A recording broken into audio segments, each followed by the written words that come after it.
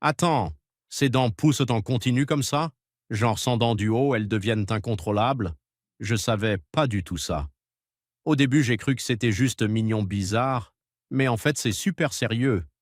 Si on ne les coupe pas, ça peut vraiment lui faire mal et l'empêcher de manger correctement. Franchement, c'est fascinant et un peu choquant en même temps. On voit à quel point ces petits animaux dépendent de nous pour rester en bonne santé, et malgré tout, il est trop cute. Respect énorme à ceux qui prennent le temps de s'en occuper comme ça. Qui d'autre découvre ça aujourd'hui? Chaque fois que je vois ça, j'ai le cœur qui fond. Il est trop mignon en train de jouer et manger comme ça. Mais attends, regarde cette petite bosse sous sa peau. C'est fou de penser qu'une larve peut se cacher là sans qu'on s'en rende compte. Regarde comme il continue de manger et de bouger normalement. On pourrait presque oublier qu'il y a quelque chose là-dedans, mais cette petite larve peut vraiment causer des problèmes si elle n'est pas retirée. Franchement, c'est un mélange de trop mignon et oh mon Dieu. Imaginez le soulagement de l'écureuil après coup. Heureusement, le vétérinaire est là pour l'enlever sans douleur, et l'écureuil est maintenu sous anesthésie pour son confort.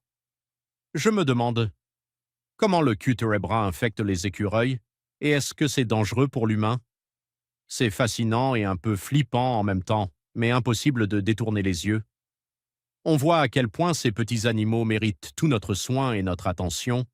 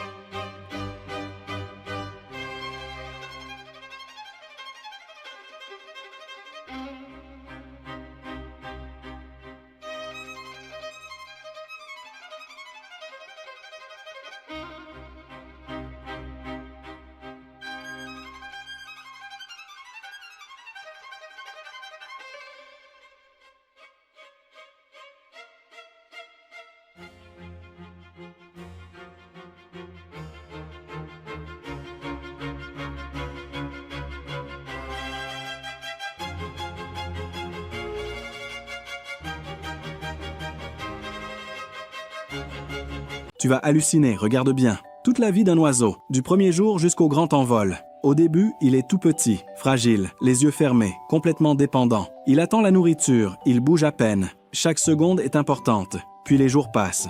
Et là, transformation. Les plumes apparaissent, il grandit, il devient plus fort. Il commence à se lever, à bouger, à tester ses ailes. Petit à petit, il prend confiance. Regarde la différence, c'est plus le même. Il saute, il bat des ailes, il s'entraîne sans arrêt. Et là, moment magique. Premier envol, hésitation.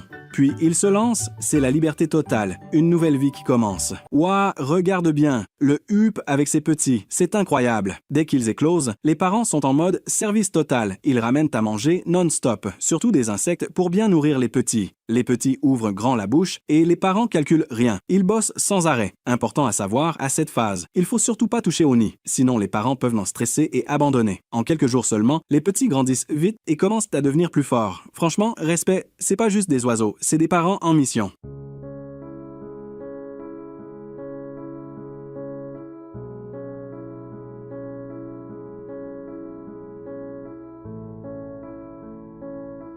Personne ne sait depuis combien de temps il était là, abandonné, malade, oublié de tous, mais quelqu'un s'est arrêté. Il l'a pris dans ses bras, il l'a enveloppé dans une couverture et il a dit tout bas, « Je te ramène mon pote, tu vas t'en sortir. » Les premiers jours ont été terribles, il ne mangeait pas, il buvait à peine. Le vétérinaire a diagnostiqué une infection grave, il fallait des soins intensifs, des antibiotiques, des nuits entières à veiller près de lui. Et puis un matin, pour la première fois, sa queue a bougé, tout doucement, comme un tout petit « merci ». Aujourd'hui, regardez-le. Son poil a repoussé, ses yeux brillent et il court comme un fou dans le jardin. Il a survécu et tout ce qu'il fallait, c'était une seule personne qui refuse de l'abandonner.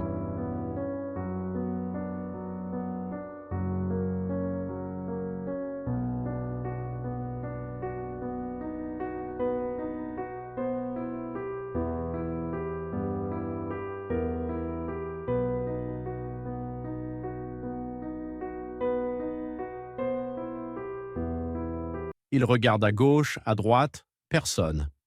Et là, monsieur active le mode voleur. Objectif, le bol interdit. Mais attends, un bruit. Quelqu'un vient d'entrer, pris en flagrant délit. Il pionçait, tranquille, jusqu'à ce que deux cobras entrent sans frapper. Le chien ouvre un œil, puis l'autre, capuchon dilaté, regard fixe. Ambiance, tu viens faire quoi chez moi? Lui, en mode survie, il ferme les yeux très fort, très très fort. Genre, c'est un rêve, réveille-toi. Il rouvre. Les cobras sont toujours là. Plus proche, moment de solitude. Le chien s'est rendormi. Entre le bruit des klaxons, les deadlines et le stress, on oublie parfois ce que c'est, le vrai bonheur. Ici, pas de pression, pas de masque, juste un moment simple, pur, où l'on respire enfin. La vraie richesse, ce n'est pas la ville, c'est la paix qu'on ressent quand on revient à l'essentiel. Voici Mathilda, un perroquet gris d'Afrique de 24 ans. Elle n'avait jamais vu de vétérinaire et ce qu'ils ont découvert est choquant. Après un examen complet chez un vétérinaire spécialisé, une pierre nasale, rhinolite, a été retirée, ce qui lui a permis de mieux respirer. Le rhinolite est causé par une accumulation de débris dans les narines et peut être lié à des infections ou à une carence en vitamine A. Pensez à faire examiner vos oiseaux régulièrement. Ouah, regarde bien ça. Le huppe et sa femelle qui se relaient sur les œufs, c'est du sérieux. Le mâle prend le relais pendant que la femelle sort se nourrir, puis elle revient et ils échangent les rôles. Parfait travail d'équipe. Pendant cette période, ils sont super sensibles, faut surtout pas les déranger. Sinon, ils peuvent abandonner le nid. La couvaison dure environ 15 à 18 jours et chaque moment compte pour les petits. Franchement, c'est pas juste un oiseau. C'est organisation, protection et sacrifice pour la famille.